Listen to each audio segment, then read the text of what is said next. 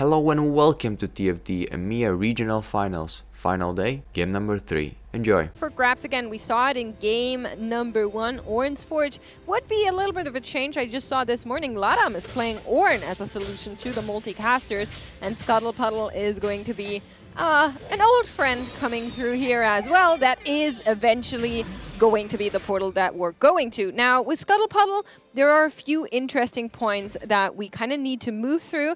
First of all, you can make a lot of econ at the starting rounds. Yep, any unit that's ranged, or actually even melee, you can get 20 gold easily in the first stages. And then also you'll get a lot of extra resources, so you want to be focusing on those comps that have extra amount of carries. Where do you guys stand, by the way? Do you enjoy the extra resources, or do you just feel like it's all way too high roll? So a lobby with super high resources, especially the Yuumi Zoom Zone, where you can actually level up. The whole lobby skyrocketed out of control. We had 3-star 4 costs, we had a bunch of legendary boards, so this could also head the same direction.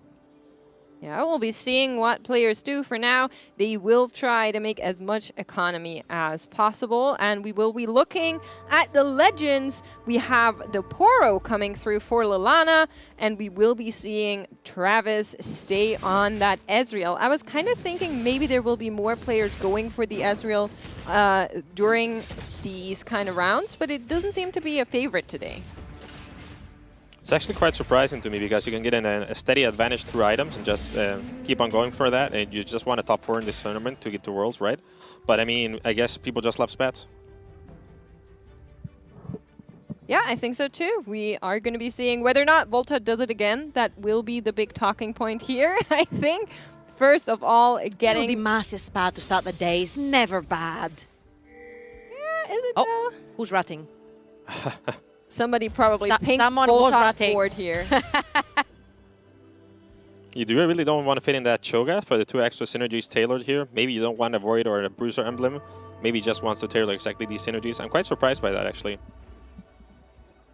I'm surprised by it too. All right, one more round. We are going to be making 10, I assume, just for that little bit of extra econ. Yeah, why not get just a gold drop from these Scuttle Puddle Scuttlers here? And then we can see what comes around with the augments. We don't know what it is going to be. Moment of surprise. And it will be gold. It hasn't necessarily been tailored because there's only 6 traits available on Voltarix's Oh, but that's when it starts tailoring. board. But usually you want 7, right, to get that second one in there potentially. Oh, here we go. He's going to pop it instantly. No Demacia this time. No. But some other interesting options. So you already have the Cho2. You have a Bruiser emblem available. I think that is kind of the bigger Ionia one. as well. But you also have the Jhin and the Aurelia could be leaning into that Ionia line. It really depends how safely he wants to play it. He is ahead of the tournament, so 15 points is good enough. He's trying to go for the Ionia approach to get the top 4 and get out of here, I guess. Yeah, would be interesting. Will be Ionia eventually, and we are seeing on the right-hand side that more players are on the line of emblems. Notably, though, Travis standing out here. I was about to say, we haven't necessarily seen a lot of Nico, and when there's double trouble being picked, it usually indicates double Soraka, double Nico in the front line as well. So it'd be really interesting to see what Travis chooses to play with it. He's also done rogues with double trouble as well. So the one thing that, right when you say double trouble Nico, makes me very scared is to see Lilana on the other side of the board here with the Gargantuan Resolve, BT slammed. That's the perfect Nico there. You want those items. It'll be so nice.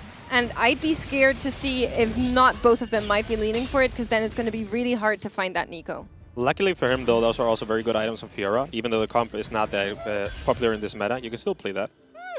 It is going to be the rogues, apparently, with a double trouble from Travis. He has actually played a bunch of rogues in the tournament in general. It is something that is Voltarix's bread and butter, if you will. But if you do manage to cap your board with rogues, especially if it's not a prismatic lobby, you could potentially grab that top 4.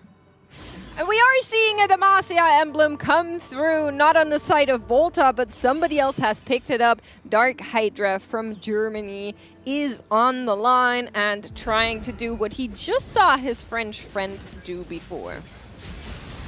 I feel like what is really interesting in general when you see that Demacia is what people usually choose to go for, whether it's the Kayle carry or the Queen carry. Usually when you do have the emblem, you want to go for the Queen because it gets you to that level 8 faster and you get a higher cap rather than having the Kayle early on. Kayle also requires you to have that Raids Blade, have a bunch of them in your bench in general, a 2-1. So it's a great start right here from Dark Hydra. Does already have that Infinity Edge to slam on the Queen whenever he finds her. Plus, it's a much easier transition thanks to all these Radiant items, right? Because Radiant Redemption is what makes Galio so strong, or any tank pretty much. So he's just sailing smoothly off of this.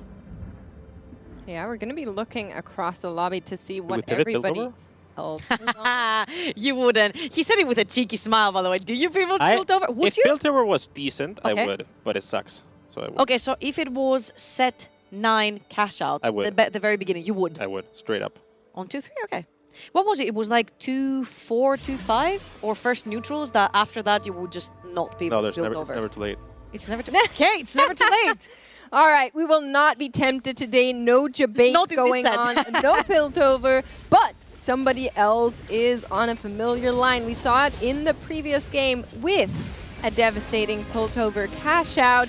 That was very Mr. sad. Og has picked up a Gunner emblem nonetheless, so that is going to be something to keep in mind. Is doing pretty well on the standings still right now, so I don't think we're in a Piltover. Okay, I don't know about that one. I don't know what your opinion on the Gunners is currently, Snooty, but we did see him run the 4 Gunners with the Aphelios, had pretty good items on the Aphelios. It just feels like the backline does not produce enough damage to burn through things like the Galio 2 with perfect items and multicasters healing him behind. On a serious note, though, their solution in China for this problem was that they wouldn't lose streak Piltover, they would win streak Piltover. They would win streak, So okay. an extra income every round, and you can just reroll easier. And that seemed to work out.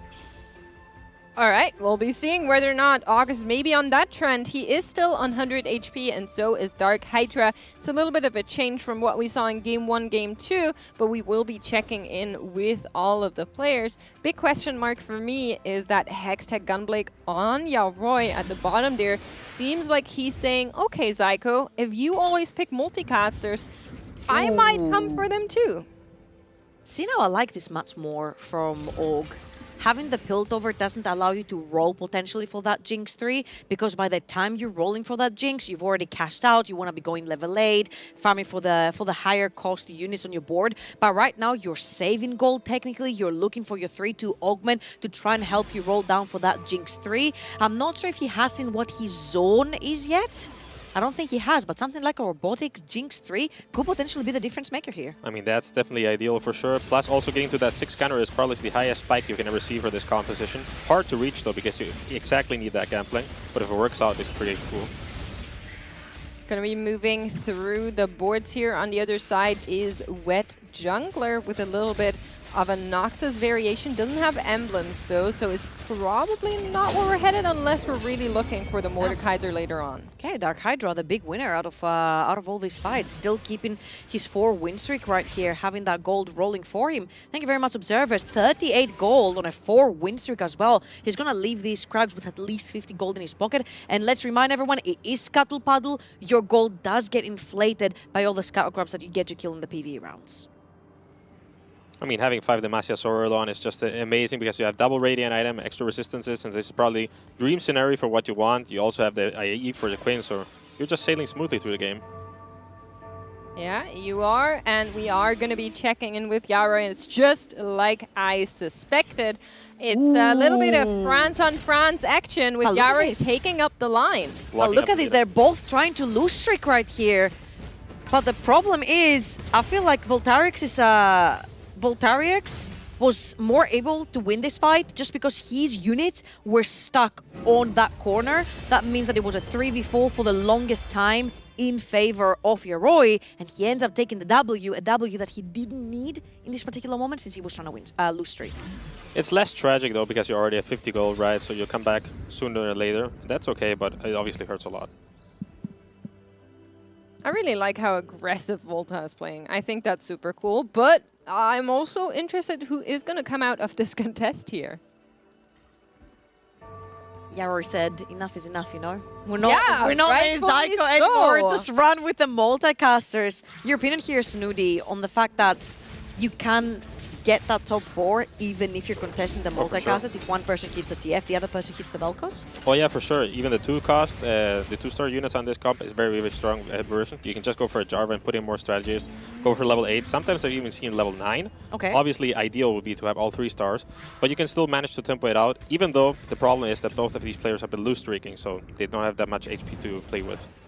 They do have the much gold. gold, though. Yeah, like They- Scuttle Puddle coming through, not only for Volta, but for many of the other players as well. And for Travis, this is going to be the monumental roll down. He is looking for, most of all, for the Graves, but you're in that position where your bench is full and you need the upgrades to hit.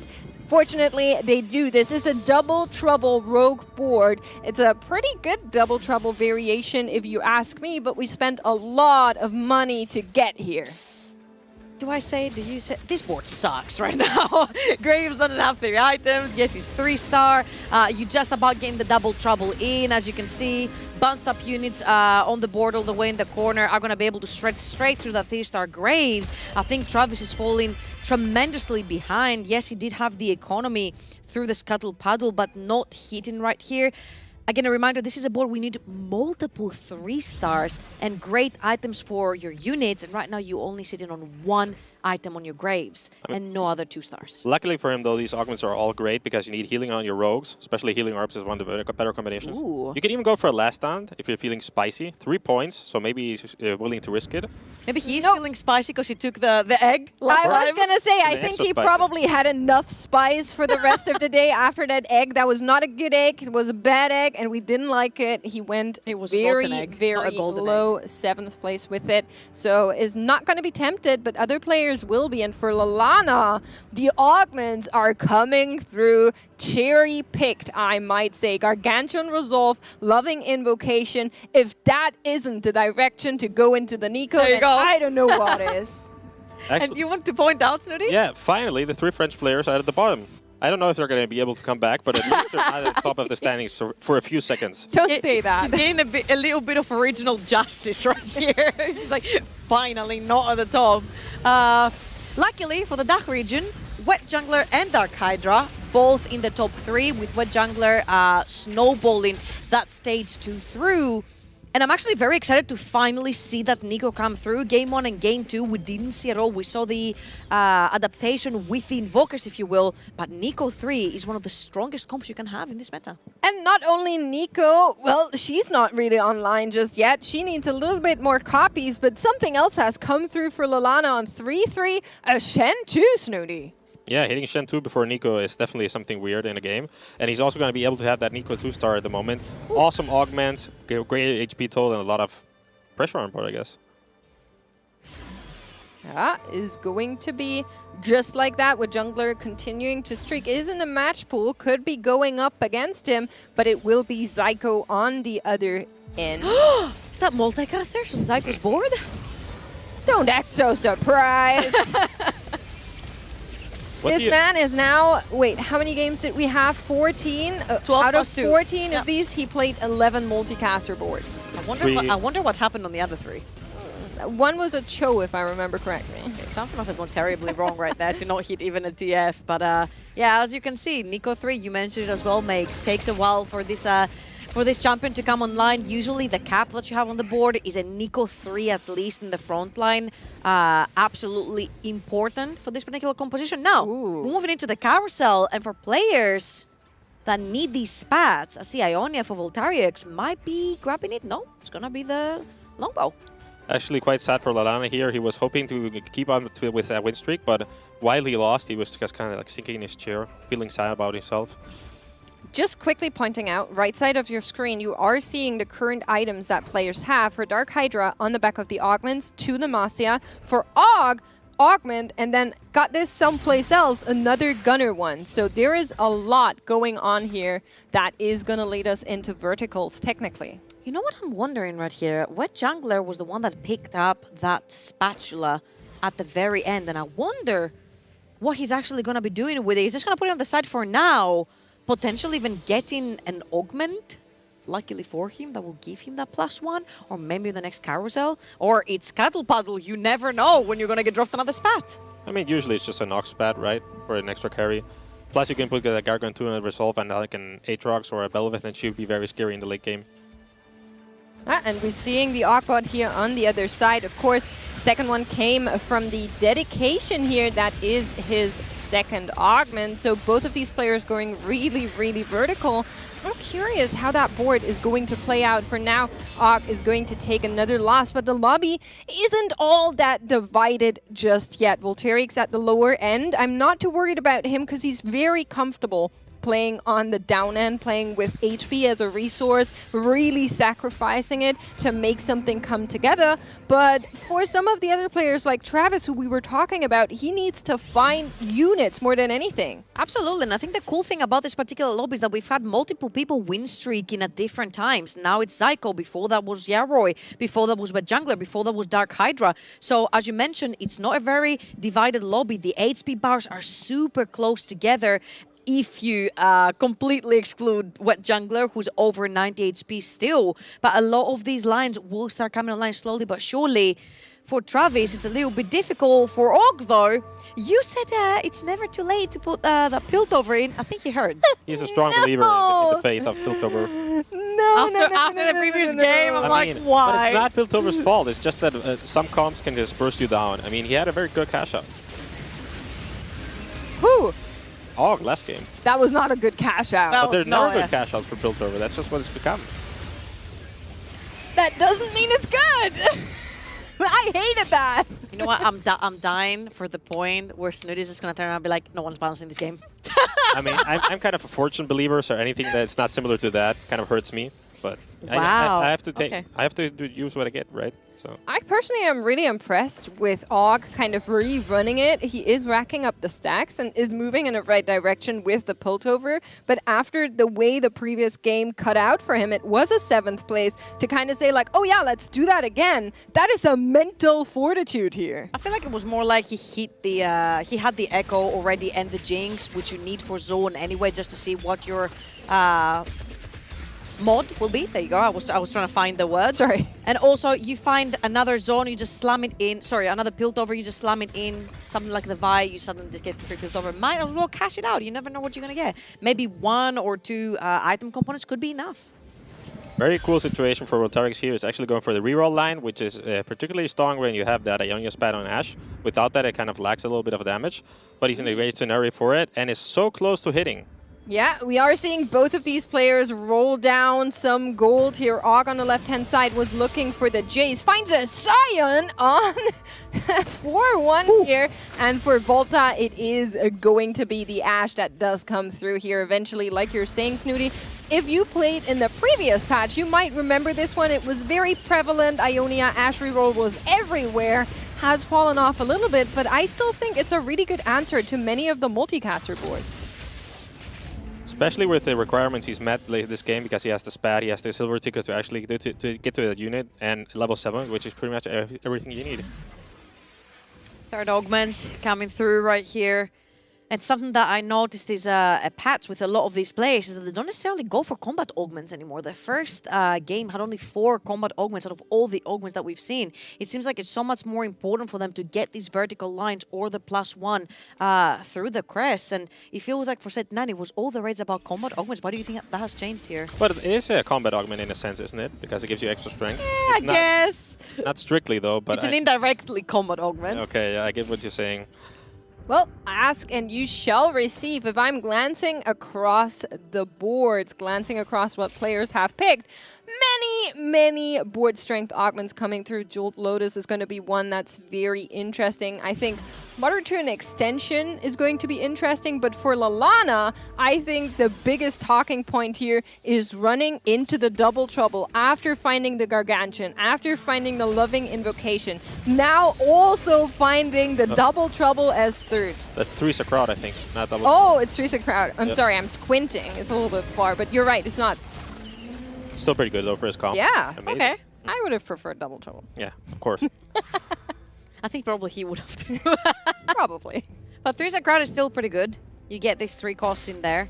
It can be hugely pivotal to your advantage. 30 gold, level 7, still going strong. Usually it's where you will roll a little bit down. If you don't find it, you stop at around, what, 20, 30 gold sometimes. And then you say, okay, I'm going to send it at the next PvE round. or after carousel, depending on how strong the lobby is. Right now, if you're Lallana 76 HP, you're leading the board on your HP.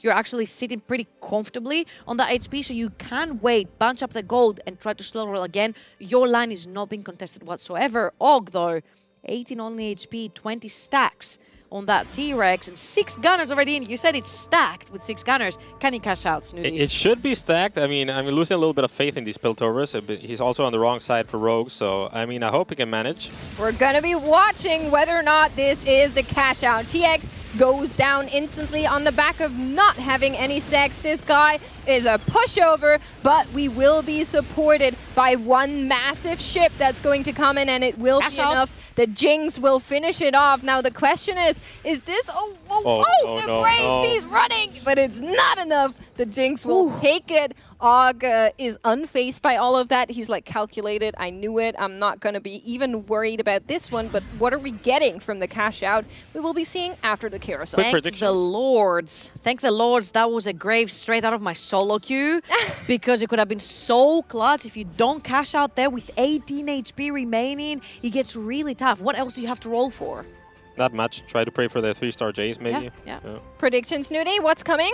Or an item and a component. I don't even know if that exists. I'll go for gold. I don't remember either. I'll go for gold. Okay, gold is good. Okay, I'll just join you in not remembering and say we'll find out in 3, 2, 1 as we hop on over to the board of Og to see the Piltover cash out on 20 stacks. That's 4 baubles. That's going to be good. It's components, 4 of them, and 5.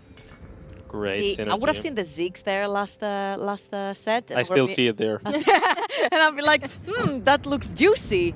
But not necessarily the case. The only problem right here is you need to roll for that Jinx 3, Twisted Fate 3 hit from Zyko. It is of absolute pivotal importance that you do find that 3-star Jinx, only 2 off, and 2 off of that Jace. Yeah, absolutely right. We'll be seeing if that cash out was enough to actually make anything happen here. Is going to go up against Wet Jungler, who's currently leading the lobby on a cushy 74 points, and that also allows us to get a little bit of a glance at the board. It's a Mordekaiser board, and it's doing exactly what you expect it to do. He comes through, he smashes units, and he smashes Og's HP pool. Even though that Katarina was the imposter right there and kept feeding Jinx mana to throw her rockets out, it just wasn't quite enough. That would have been his chance. It was only Mordekaiser 1 on this Noxus board, and it will only get stronger from there. Again, for Og, you need to hit that Jinx 3, really but as we're seeing on Travis's board as well, there is a Jinx 2, so he's ratting 3 units. I really love how Wet Jungler approaches this game because he's profiting off that Swain, which is like the early carry, but people just forget about them most of the time. So he's going for the Gargant 2 and putting a lot of pressure on that unit, and he got to a 1-star Mordekaiser, which is good enough for him. Og rolling here, finding a 3-star, but not necessarily the one that he wanted. Now, the big question is, do you actually maybe even sell off that Jinx 2 to try and transfer some items? You are on 10 HP. Every move could be your last one, so he's really hanging on, hoping that the matchmaking works out for him. It is Volta on the other side, and he has found the units that he's looking for. Irelia 3, Zed 3, Ashe 3. That's a lot of damage. Xayah 2 in the backline there. She's a little bit under attack from the Echo, but it looks like Og's board might just be able to claw this one out, hang on, and try and find that Jinx 3. I really don't think you can give up on that. I mean, it's another one of your win conditions. If you have 6 gunner, you need 2 carries spiking at the same time, so it's probably the right call. Scary for sure, but right call. Scary is how we live in Greece. Yep, I can tell. This is where I'm we thrive watching. on the edge.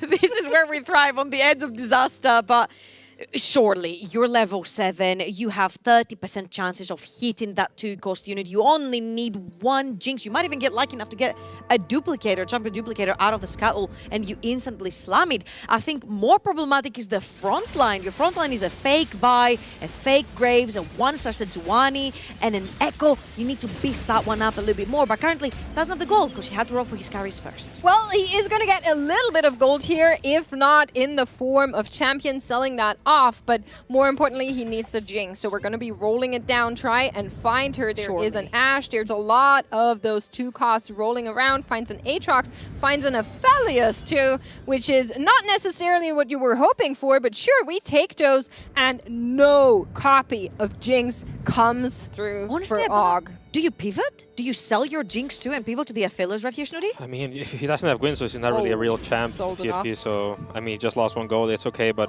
I agree with this. No Guinsoo's on Aphelios, it's just like no diff, so...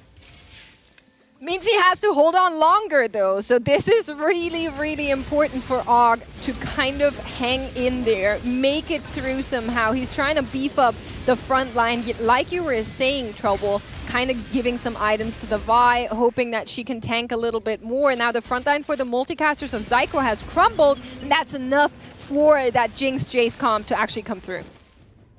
Luckily for him, it was only 1 3-star unit. I don't think it had many items on it as well. From the multicasters on the other side, the very pivotal point for the Nico comp is hitting that 3-star Nico. But, okay, vertical Demacia 9 shreds straight through that. We didn't see that. 5-1 level 9. This is what we said about Scuttle Puddle. You get so much gold, you can snowball your comp out of control. It's quite amazing, actually. And by the way, yeah, Roy contested Zyko, and Zyko is still smurfing on him with the same comp. He's just chilling. He's the master of the multicaster. I mean, that's kind of the threat, right? If you look into the multicasters, you know you're going to be contested by someone who has been contested on it for the entire weekend and still managed to get through here. Important for Og, he finds that Jinx 3 it's going to help him. I'm also a little bit worried for Dark Hydra is on what you were just saying, but he's also on 26 HP. That's not where I would imagine somebody on level 9 with 9 Demacia to kind of park. So surely this board can take some more upgrades, but here's a fight between Yaroy and Og, and both of these players need to hang on, and it will be Yaroy going out in 8th here after 2 third places. Rounding it out, Travis going to follow him in a 7th. Wait a second, is that a French player 8th place? Yeah, that is surprising. Oh, amazing. His eyes glimmer when he says that, you know. He's like, hey, there's a little bit of regional. I mean, I'm not qualified myself. I have to celebrate something.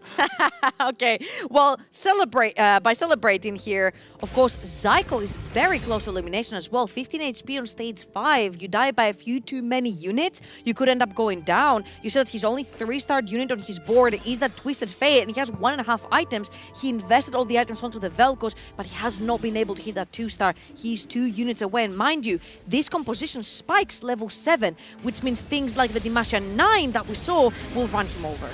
Left-hand side, Og going up against Lalana, and Og with 3 wins in the back is still not safe yet. There are scarier boards waiting for him, and one of them is Lalana's Invokers. And you can see why this Nico is just impossible to get through for Og. He is going to take 1 big hit here, and that will knock him out of game 3, unfortunately, but he's not the only one. Volta, after a 2nd and the 1st place, getting a 5th here, that is going to change up our leaderboard so much. And huge reaction from Zyko, saw the 2 eliminations, knows he has locked in that top 4. Reminder right here, winner of lobby 1, runner-up in lobby 2, for at least top 4 here in lobby number 3. This guy is speedrunning worlds. I mean, I take those. Contested multicaster to grab a 4th, not hitting anything. I mean, that's good enough.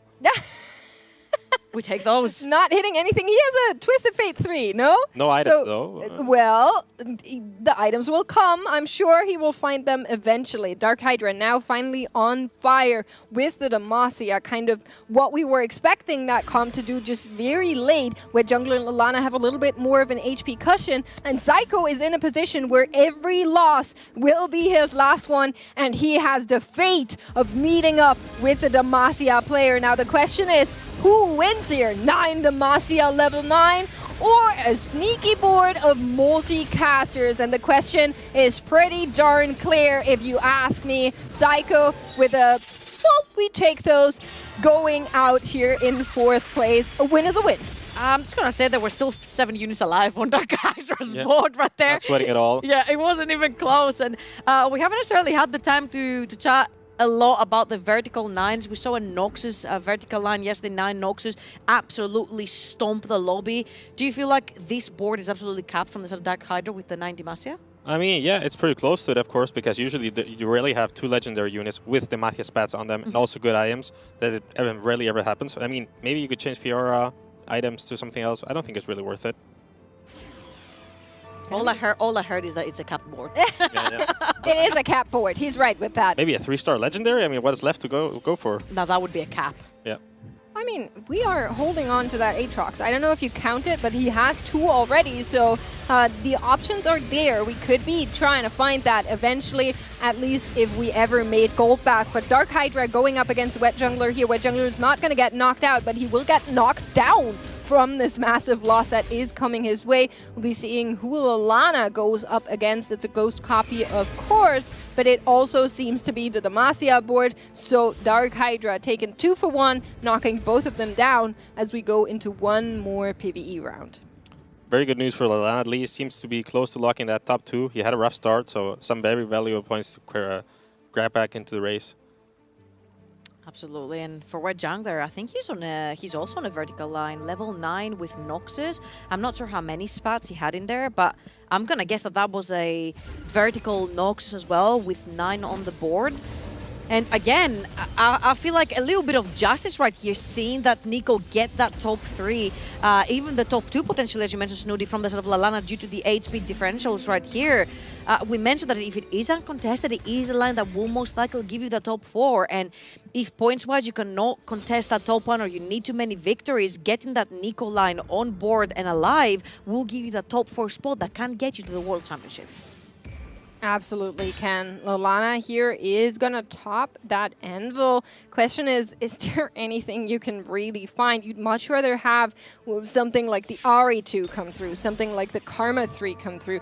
Even that Shen you take, and as I say it, ask and you shall receive, right? That is going to be some extra support in trying to take down the backline units. But once again, Lalana faces the Demacia board. This time, not the ghost copy. This time, it's the real one. And both of them are still fine. Wet Jungler is the one that is on 11 HP. Wet Jungler is the one that needs to fight for survival here. We will be seeing whether or not he can make it out of this fight. But it's a little bit of a measuring of strength between these two players, and I think the answer is clear. Dark Hydra persists, Wet Jungler knocked out in third, Germany taking the upper ranks in this one.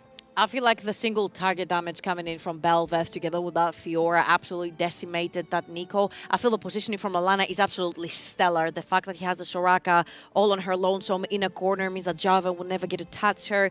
You also have NiKo right in front of the Soraka, so the heals are directed towards your frontline tank. So Lalana's board is pure perfection right here, other than maybe the static shield that could have gone on the camera for a tiny bit more damage, sure, but his positioning is perfection. I haven't seen any fault. It's just that Demacia 9 line is absolutely uber capped. He's trying a desperate move with K'Sante to actually knock up some of those enemies, but he's got QSS on all of his units, he's got QSS on the Bel'Veth, QSS on the Fiora, so it's pretty much nothing you can do to avoid that.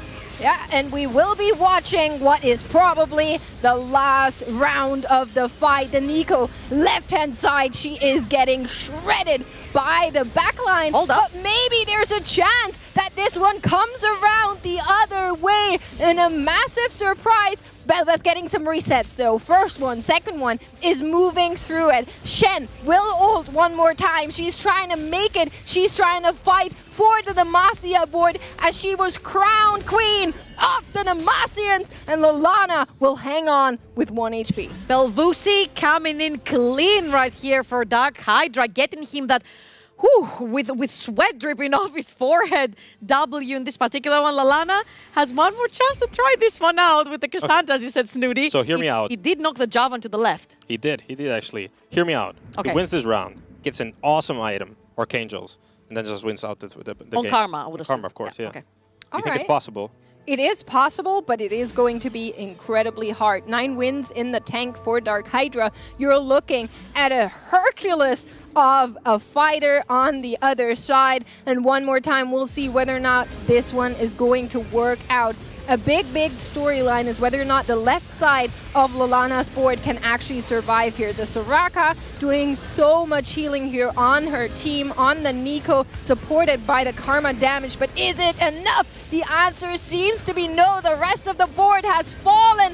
Bel'Veth onto the Soraka, and the only unit that's left here is going to be the NiKo. She will get knocked out, and Dark Hydra claims a first place. After coming in fourth 2 times in a row, he is making his way to the top 4. I'm not surprised to see a vertical line, especially in Scuttle Puddle, win this particular one, since the gold gets so inflated. You can very easily go to that level 9. You grab your emblems as well. We saw Noxus, Demacia, incredible lines to run if you can go level 9. I love that. I was so here for it. The fact that we are seeing not so much that France is at the bottom. Don't get me wrong. I have nothing against the French players. But the fact that the leaderboard has moved now. Or maybe a German player won. Well, also that, but I don't know. still, the leaderboard has moved around. The fact that Volta and Roy both going into that bottom 4, that is going to mix up everything. And I'm here for our analyst desk, who is going to tell us more about how that change is going to look like. We'll go into a short break, and then we'll hear from them.